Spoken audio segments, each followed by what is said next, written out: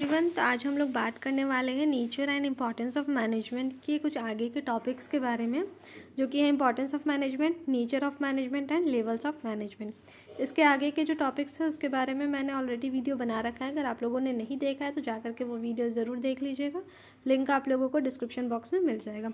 तो चलिए आज का इस वीडियो को स्टार्ट करते हैं। सबसे पहले बात करते हैं इसके इंपॉर्टेंस के, आखिर मैनेजमेंट का इंपॉर्टेंस होता क्या है। तो जो मैनेजमेंट होता है वो क्या करता है कि जो ऑर्गेनाइजेशन का गोल है या तो फिर जो ग्रुप गोल है उसको अचीव करने में हेल्प करता है। साथ ही साथ क्या करता है कि जो इंडिविजुअल का गोल है उसको भी अचीव करने में वो क्या करता है, बहुत ज़्यादा हेल्प करता है।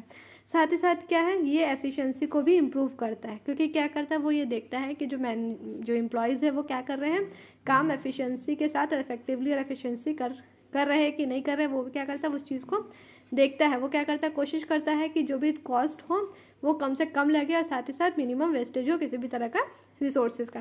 साथ ही साथ हम लोग को पता है कि ये क्या है, डायनेमिक है। डायनेमिक ऑर्गेनाइजेशन को क्या करता है, ये क्रिएट करता है, क्योंकि क्या होता है कि जो इन्वायरमेंट है उसमें क्या होता है, कंटिन्यूस चेंज आते रहता है। तो उस कंटिन्यूस जो चेंजेस आ रहा है उसको मैनेज करने के लिए, उसको मेंटेन करने के लिए मैनेजमेंट क्या करता है कि टाइमली कुछ ना कुछ चेंजेस लेकर के आता है। उसी के अकॉर्डिंग गोल और ऑब्जेक्टिव सेट होता है और उसी के अकॉर्डिंग क्या होता है, काम होता है, जिसके थ्रू क्या होता है, ऑर्गेनाइजेशन गोल और इंडिविजुअल गोल हो, जो भी गोल और ऑब्जेक्टिव हो उसको पूरा करने में हेल्प मिल सके। साथ ही साथ क्या है कि जो मैनेजमेंट होता है सोसाइटी के डेवलपमेंट में भी वो हेल्प करता है, क्योंकि क्या होगा कि अगर एफिशिएंट मैनेजमेंट होगा तो उसका बहुत सारा ऑब्जेक्टिव्स हो जाता है, जिससे क्या होता है कि सोशल ऑब्लिगेशंस पे भी वो क्या करता है, थोड़ा सा फोकस करता है। जैसे कि उसके एम्प्लॉयज़ के बारे में, उसके कस्टमर्स, उसके सप्लायर्स, ये सब चीज़ों पे वो क्या करता है, फोकस करता है। वो क्या करता है कि अच्छा क्वालिटी का गुड्स प्रोवाइड करता है, अपने एम्प्लॉयज़ को अच्छा सैलरी देता है, एम्प्लॉयमेंट अपॉर्चुनिटी प्रोवाइड करता है। ये सारी चीज़ क्या हो गया, एक तरह से वो सोसाइटी का डेवलपमेंट के लिए कर रहा है। साथ ही साथ क्या करता है कि हारमोनी ला करके आता है किसी भी तरह का काम में। तो जो ऑर्गेनाइजेशन के एम्प्लॉयज़ होते हैं वो क्या होते हैं, अलग अलग बैकग्राउंड से आते हैं। क्या होता है, सबका बैकग्राउंड अलग अलग होता है, अलग अलग क्या होता है, एटीट्यूड होता है, अलग अलग स्टाइल होता है काम करने का। तो सब जो भी काम कर रहा है वो क्या अपना अपना स्टाइल से काम करेगा। और एक एम्प्लॉय अगर अपने स्टाइल से काम करने लगा तो उससे क्या होगा, कहीं ना कहीं कन्फ्यूज़न होगा, चाउस होगा। तो उसको दूर करने के लिए मैनेजर्स जो है वो इस तरह से मैनेजमेंट करता है ताकि क्या हो सके कि काम में हारमोनी लेकर के आ जाए। क्लियर है इतना। तो चलिए यहाँ पे भी देख लेते हैं हम लोग एक बार शॉर्ट में। क्रिएट्स डायनेमिक इन्वायरमेंट क्रिएट करता है, helps in achieving personal objective, bring harmony in work, help in development of society, help in achieving group गोल और इम्प्रूव एफिशिएंसी। चलिए अब इसके बाद बात करते हैं नेचर ऑफ मैनेजमेंट की, कि आखिर मैनेजमेंट का नेचर क्या होता है। तो हम लोग कुछ तरह से इसको डिवाइड कर सकते हैं। तो सबसे पहला मैनेजमेंट एज अ साइंस। अब साइंस का बात कैसे है, जैसे कुछ ऑथर्स जो होते हैं उनका मानना ये होता है कि मैनेजमेंट जो है वो साइंस होता है। क्यों? क्योंकि उसको वेल टेस्ट किया जाता है, एक्सपेरिमेंटेड प्रिंसिपल्स होते हैं मैनेजमेंट के भी। लेकिन कुछ का मानना है कि आर्ट्स होते हैं, कुछ का मानना है कि ये प्रोफेशन के पाथ पे चलता है। तो ये साइंस कैसे है, चलिए इसके बारे में हम लोग डिटेल में जानते हैं। तो साइंस क्या होता है, साइंस में हम लोग जो भी काम करते हैं वो क्या होता है, सिस्टमैटिक वे में होता है। साथ ही साथ क्या है, ऑर्गेनाइज्ड बॉडी ऑफ नॉलेज है। साइंस सिस्टमैटिक और ऑर्गेनाइज्ड बॉडी ऑफ नॉलेज है, जो कि क्या होता है, लॉजिकली ऑब्जर्व जो फाइंडिंग्स है, फैक्ट्स है, वो सब चीज़ों पे क्या होता है, डिपेंड करता है या बेस्ड होता है। क्लियर है। तो साइंस जो है वो क्या होता है, कंप्राइज करता है एग्जैक्ट प्रिंसिपल को तब जबकि वो वेरीफाई हो गया होता है तब, और उससे क्या होता है, वो एक कॉज एंड इफेक्ट रिलेशन जो है वो इस्टेब्लिश करता है। तो साइंस का जैसे कुछ हम लोग फीचर्स है उसको पहले डिस्कस करते हैं, क्या क्या साइंस का फीचर क्या है और किस तरह से हम लोग मैनेजमेंट को साइंस बोल रहे हैं। क्लियर है। तो चलिए हम लोग बात करते हैं। तो सबसे पहला फीचर ये होता है कि साइंस जो है सिस्टमैटिक बॉडी है नॉलेज का। अब साइंस में क्या होता है कि ऑर्गेनाइज और सिस्टमैटिक बॉडी मटेरियल अवेलेबल होता है, जिसके थ्रू क्या होता है कि नॉलेज ऑफ साइंस हम लोग एक्वायर कर पाते हैं। उसी की तरह क्या होता है, मैनेजमेंट में भी जो भी काम होता है या जो भी चीज़ अवेलेबल होता है वो क्या होता है, सिस्टमैटिक और ऑर्गेनाइज्ड होता है। स्टडी मटेरियल मैनेजमेंट में भी अवेलेबल होता है, तभी ना कोई ऑर्गेनाइजेशन जो है स्मूथली रन कर रहा है। अगर कोई काम सिस्टमैटिक वे में नहीं होगा, ऑर्गेनाइज्ड वे में नहीं होगा, तो क्या मैनेजमेंट अच्छा से हो पा रहा है, नहीं हो पाएगा। तो इसमें इसलिए बोल सकते हैं कि मैनेजमेंट जो है वो साइंस है। साथ ही साथ अगर हम लोग दूसरा देखें तो साइंटिफिक प्रिंसिपल जो है वो लॉजिकल और साइंटिफिक ऑब्जर्वेशन पे डिपेंड करता है, लॉजिक और साइंटिफिक ऑब्जर्वेशन पे।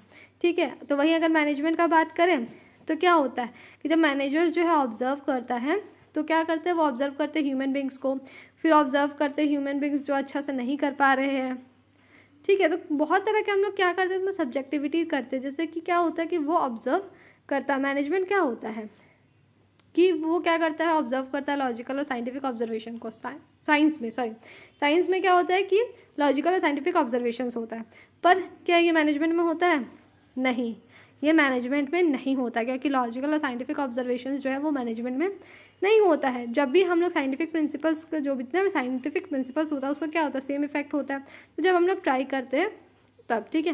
लेकिन मैनेजमेंट प्रिंसिपल में क्या होता है कि अलग अलग सिचुएशन के हिसाब से अलग अलग चीज़ों को फॉलो किया जाता है। जैसे कि हम लोग बात करते हैं स्कूल का मैनेजमेंट फीचर्स अलग है, नेचर ऑफ वर्क अलग है।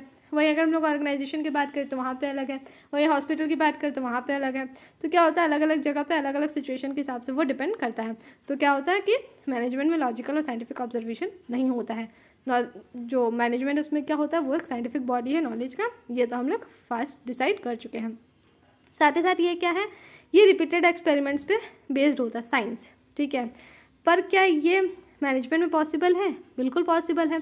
एक्सपेरिमेंट जो होता है मैनेजमेंट प्रिंसिपल्स का, वो भी क्या होता है, अलग अलग कंडीशंस पे अलग अलग ऑर्गेनाइजेशन में क्या होता है, उसको टेस्ट किया जाता है, एक्सपेरिमेंट किया जाता है मैनेजर के द्वारा। तो ये क्या बोल सकते हैं कि हाँ, एक तरह से ये फीचर जो साइंस का है कि ये बेस्ड होता है रिपीटेड एक्सपेरिमेंट्स पे, तो वो क्या होता है मैनेजमेंट में भी होता है। अब बात करते हैं यूनिवर्सल वैलिडिटी की। तो यूनिवर्सल वैलिडिटी कैसे है, तो जो साइंटिफिक प्रिंसिपल्स होता है उसका क्या होता है, यूनिवर्सल एप्लीकेशंस होता है, यूनिवर्सल वैलिडिटी होता है। मैनेजमेंट प्रिंसिपल में ऐसा कुछ एग्जैक्ट नहीं होता है साइंटिफिक प्रिंसिपल्स का, ना कि वैसा कोई यूनिवर्सल होता है। तो क्योंकि क्या होता है कि हम लोग को उसको मॉडिफाई करते रहना पड़ता है सिचुएशन के अकॉर्डिंग। तो हम लोग बोल सकते हैं कि ये भी फीचर जो है साइंस का, वो मैनेजमेंट में हम लोग को देखने को नहीं मिलता है। क्लियर है। इसके बाद एक और हम लोग बात करते हैं रेप्लिकेशन, जो कि साइंस में पॉसिबल होता है। In science replication is possible, क्योंकि क्या होता है जब दो साइंटिस्ट जो है वो मिलकर के काम कर रहे हैं, सेम इन्वेस्टिगेशन को एक साथ काम कर रहे हैं, एक जैसा डाटा ले रहे हैं, सेम कंडीशन पे ले रहे हैं, तो क्या होगा कि रिजल्ट जो निकल के आएगा वो कहीं ना कहीं क्या होगा, सेम होगा। पर मैनेजमेंट में क्या है, ऐसा बिल्कुल भी नहीं है। अगर सेम एक्सपेरिमेंट कर रहे हैं, सेम रिसर्च कर रहे हैं, कोई एक सेम ह्यूमन बीइंग पे भी, तो अगर दो मैनेजर इस चीज़ को इन्वेस्टिगेट कर रहा है तो सेम डाटा पे तो अलग अलग, तो भी क्या होगा कि अलग अलग ही रिजल्ट निकल के आएगा। ऐसा नहीं है कि जैसे साइंस में क्या होता है कि एक ही एक्सपेरिमेंट को दो आदमी करता है तो क्या होता है, रिजल्ट एक जैसा निकलता है। पर वही अगर मैनेजमेंट में ये ऐसा नहीं होता है, क्योंकि मैनेजर अगर ये चीज़ करता है तो क्या होता है कि रिजल्ट जो है वो आइडेंटिकल आता है, आइडेंटिकल मैनर में यहाँ पे क्या होता है, रिजल्ट निकल के आता है। तो ये भी फीचर जो है साइंस का, वो मैनेजमेंट में नहीं पाया जाता है। तो मैनेजमेंट एज ए साइंस में हम लोग ये कंक्लूड किए कि सिर्फ दो ही ऐसा फीचर है जो कि मैनेजमेंट में पाया जाता है। सबसे पहला है कि सिस्टमैटिक बॉडी ऑफ नॉलेज, क्योंकि मैनेजमेंट में भी क्या होता है, सिस्टमैटिकली ऑर्डरली क्या होता है, सारा काम किया जाता है। और दूसरा है रिपीटेड एक्सपेरिमेंट पे बेस्ड होता है, क्योंकि साइंस भी रिपीटेड एक्सपेरिमेंट्स पे बेस्ड होता है और मैनेजमेंट भी क्या होता है, रिपीटेड एक्सपेरिमेंट्स पे ही बेस्ड होता है। नेक्स्ट हम लोग बात करते हैं मैनेजमेंट एज अ आर्ट। अब मैनेजमेंट आर्ट क्यों है, तो आर्ट क्या होता है, आर्ट होता है एक सिस्टमैटिक बॉडी ऑफ नॉलेज, जिसमें क्या होता है, स्किल चाहिए होता है, क्रिएटिविटी चाहिए होता है, और साथ ही साथ क्या चाहिए होता है, प्रैक्टिस चाहिए होता है। तो आर्ट हम लोग बोल सकते हैं स्किल, क्रिएटिविटी और प्रैक्टिस के साथ मिलकर बनता है। तो आर्ट में क्या होता है कि सिस्टमैटिक बॉडी होता है वो नॉलेज का। उसी तरह से मैनेजमेंट में भी क्या है, सिस्टमैटिक और ऑर्गेनाइज बॉडी है नॉलेज का, जो कि हम लोग पिछले पॉइंट में भी कवर कर चुके हैं, जिसके थ्रू क्या होता है कि मैनेजरियल स्टडी करने में मैनेजर्स को बहुत ज़्यादा हेल्प मिलता है। तो इस बेसिस पे हम लोग बोल सकते हैं कि जो मैनेजमेंट है वो एक आर्ट है। साथ ही साथ इसमें एक है कि पर्सनलाइज्ड एप्लीकेशन यहाँ पे होता है। क्या होता है, पर्सनलाइज्ड एप्लीकेशन। तो आर्ट में क्या होता है कि सिर्फ थ्योरेटिकल नॉलेज ही इनफ नहीं होता है, हर साइंटिस्ट के पास क्या होता है, कुछ अपना पर्सनल स्किल होता है, क्रिएटिविटी होता है, जो कि वो अप्लाई करता है। मैनेजमेंट में भी क्या होता है कि जो मैनेजर्स होते हैं क्या करते हैं, कुछ मैनेजमेंट थ्योरीज वो लर्न करते हैं, कुछ प्रिंसिपल्स लर्न करते हैं, पर क्या होता है उनका जो एफिशिएंसी है वो डिपेंड करता है कि वो उस प्रिंसिपल को कितने अच्छी तरह से क्या कर सकते हैं, यूज़ कर सकते हैं अलग अलग डिफरेंट सिचुएशंस में, और कितना वो अपना पर्सनल स्किल्स और क्रिएटिविटी लगा सकते हैं। तो एक तरह से क्या हुआ, मैनेजमेंट इज़ अ आर्ट। ये चीज़ यहाँ पे भी प्रूफ होता है, क्योंकि आर्ट की तरह ही मैनेजमेंट में भी क्या है, पर्सनलाइज्ड एप्लीकेशन यूज होता है। मतलब कि जो व्यक्ति होता है, जो मैनेजर होता है, वो क्या करता है, अपना स्किल और क्रिएटिविटी का यूज़ करता है based on practice and creativity. अब ये कैसे हैं, जो आर्टिस्ट होते हैं वो क्या करते हैं, रेगुलर प्रैक्टिस करते हैं। क्या करते हैं, प्रैक्टिस करते हैं आर्ट का, जो जिससे कि थ्रू क्या होता है कि वो ज़्यादा बहुत अच्छे से फाइन हो जाते हैं, बहुत ज़्यादा परफेक्ट हो जाते हैं किसी भी चीज़ के, क्योंकि आर्टिस्ट है। विदाउट प्रैक्टिस वो क्या होंगे, परफेक्शन अपना लूज करते जाएंगे। तो इन द सेम वे क्या होता है कि एक्सपीरियंस मैनेजर को क्या करता है, अपना मैनेजरियल स्किल्स और एफिशिएंसी को इम्प्रूव करने में हेल्प करता है। तो इस बेसिस पे हम लोग ये भी बोल सकते हैं कि ये एक आर्ट है, क्योंकि जिस तरह से आर्ट जो होता है बेस्ड होता है प्रैक्टिस और क्रिएटिविटी पे, उसी तरह से मैनेजमेंट भी क्या होता है, बेस्ड होता है प्रैक्टिस और क्रिएटिविटी पे। तो हम लोग इस कंक्लूजन पे पहुँचे हैं कि जो मैनेजमेंट एज ए आर्ट हम लोग बोल रहे हैं वो हम लोग 3 रीजन पे बोल सकते हैं। पहला ये है कि सिस्टमेटिक बॉडी है, आर्ट की तरह ही मैनेजमेंट भी। दूसरा है कि यहाँ पे पर्सनलाइज्ड एप्लीकेशन होता है, यानी कि एम्प्लॉय क्या करता है, अपना स्किल और क्रिएटिविटी का यूज़ करता है। साथ ही साथ क्या है, यहाँ पे प्रैक्टिस भी यूज़ होता है। जितना ज़्यादा प्रैक्टिस होगा उतना ज़्यादा एफिशिएंसी आएगा, उतना ज़्यादा क्या होगा, वो इम्प्रूव करेगा। क्लियर है इतना। अब नेक्स्ट बात करते हैं management as an art and science. अब मैनेजमेंट क्या है, आर्ट भी है और साइंस भी है, क्योंकि क्या है, जैसे well defined body of knowledge अगर बात करें तो जो भी प्रोफेशन होता है, ठीक है, क्योंकि क्या होता है कि जैसे साइंस और अगर हम लोग आर्ट्स की बात करें तो दोनों में क्या है, सिस्टमैटिक और वेल ऑर्गेनाइज्ड बॉडी है। क्या सिस्टमैटिक और well organised body of knowledge है। तो उसी तरह से क्या है, मैनेजमेंट में भी सिस्टमैटिक और वेल ऑर्गेनाइज्ड बॉडी होता है, जहाँ पे क्या होता है कि एम्प्लॉय का स्किल और क्रिएटिविटी और साथ ही साथ प्रैक्टिस भी यूज़ होता है, ताकि क्या कर सके कि वो एक अच्छा डेवलपमेंट हो सके उस एम्प्लॉय का, उस मैनेजर का। क्लियर इतना है। तो क्योंकि साइंस में हम लोग 2 कंक्लूजन में पढ़े थे, सिस्टमैटिक बॉडी ऑफ नॉलेज और बेस्ड ऑन रिपीटेड एक्सपेरिमेंट्स। और वहीं हम लोग आर्ट में पढ़े थे क्या, कि वो सिस्टमैटिक बॉडी है नॉलेज का, पर्सनलाइज स्किल है और साथ ही साथ उसका क्रिएटिविटी एंड प्रैक्टिस भी है। क्लियर है इतना। अब नेक्स्ट इसके बाद बात करते हैं मैनेजमेंट एज अ प्रोफेशन। अब मैनेजमेंट एज अ प्रोफेशन कैसे होता है, तो प्रोफेशन क्या होता है, एक वेल डिफाइंड बॉडी होता है नॉलेज का। तो जितना भी प्रोफेशन होता है क्या होता है कि प्रैक्टिस होता है सिस्टमैटिक बॉडी ऑफ नॉलेज का, जो कि क्या करता है, प्रोफेशनल्स को स्पेशलाइज्ड नॉलेज को गेन करने में हेल्प करता है। यही अगर हम लोग मैनेजमेंट की बात करें तो वहाँ पे भी क्या होता है कि systematic body of knowledge available होता है। बहुत सारे बुक्स होते हैं मैनेजमेंट स्टडीज़ को लेकर के, जो कि क्या होता है कि स्कॉलर्स जो है उसको स्टडी करते हैं अलग अलग बिजनेस सिचुएशंस को लेकर के, और क्या कर सकते हैं, न्यू प्रिंसिपल्स को डेवलप करते हैं, ताकि वो क्या कर सके, ऐसा सिचुएशन को वो हैंडल कर सके। तो इस बेसिस पे हम लोग बोल सकते हैं कि प्रोफेशन की तरह ही क्या है, मैनेजमेंट भी जो है वो well defined body of knowledge है। फिर है रेस्ट्रिक्टेड एंट्री। अब रेस्ट्रिक्टेड एंट्री कैसे है, तो जो एंट्री होता है प्रोफेशन का वो क्या होता है, रेस्ट्रिक्ट हो जाता है एग्जामिनेशन पे। अब कोई भी हम लोग एग्ज़ाम ले लेते हैं, जैसे सपोज कीजिए कि डॉक्टर बनना है, तो MBBS का एग्ज़ाम अगर हम लोग नहीं देंगे, क्वालिफाई नहीं करेंगे, तो क्या हम डॉक्टर बन सकते हैं। डॉक्टर के लिए क्या है, वो इंसान के पास MBBS का डिग्री होना चाहिए। तो जो प्रोफेशन होता है वो क्या होता है, रेस्ट्रिक्टेड होता है एग्जामिनेशन या डिग्री को लेकर के। बहुत सारा एग्जामिनेशन के थ्रू भी होता है, पर ऐसा कोई भी लीगल रेस्ट्रिक्शंस या नहीं होता है मैनेजर को अपॉइंट करने के लिए। कोई भी इंसान जो है वो मैनेजर बन सकता है irrespective of their educational qualification. पर अब क्या हो जा रहा है कि बहुत सारे कंपनीज जो है वो MBA डिग्री वाले कैंडिडेट को अपॉइंट कर रहे हैं एज अ मैनेजर। तो हम लोग ये बोल सकते हैं आज का सिचुएशन, आज का सिनेरियो देख करके, कि जो रेस्ट्रिक्टेड एंट्री वाला पॉइंट है, टॉपिक है, वो क्या हो रहा है कि प्रोफेशन के साथ साथ वो मैनेजमेंट में भी इंक्लूड हो रहा है। नेक्स्ट हो जाता है प्रेजेंस ऑफ प्रोफेशनल एसोसिएशन। तो जितने भी प्रोफेशंस होते हैं, स्पेशल एसोसिएशंस होते हैं, वो क्या करते हैं, इस्टेब्लिश करते हैं, और जितने भी प्रोफेशनल होते हैं उसको क्या करना पड़ता है, खुद को रजिस्टर करना पड़ता है अपने एसोसिएशन के साथ प्रैक्टिस करने के पहले अपने प्रोफेशन को। जैसे डॉक्टर्स है मान लीजिए, ठीक है, अब उसको क्या करना है, उसको मेडिकल काउंसिल ऑफ इंडिया में रजिस्टर कराना है। अब यही हम लोग लॉयर की बात करें तो लॉयर को क्या करना होता है, बार काउंसिल ऑफ इंडिया में अपने आप को रजिस्टर कराना पड़ता है। अब हम लोग मैनेजमेंट का केस में आते हैं, तो मैनेजमेंट का केस में क्या होता है कि बहुत सारे मैनेजमेंट एसोसिएशन सेटअप किए जाते हैं नेशनल और इंटरनेशनल लेवल्स पे, जो कि क्या करते हैं, जिनके पास कुछ मेंबरशिप रूल्स होते हैं, कुछ सेट ऑफ एथिकल कोड्स होते हैं। जैसे कि AIMA है न्यू दिल्ली में, national institute of personal management Kolkata में है।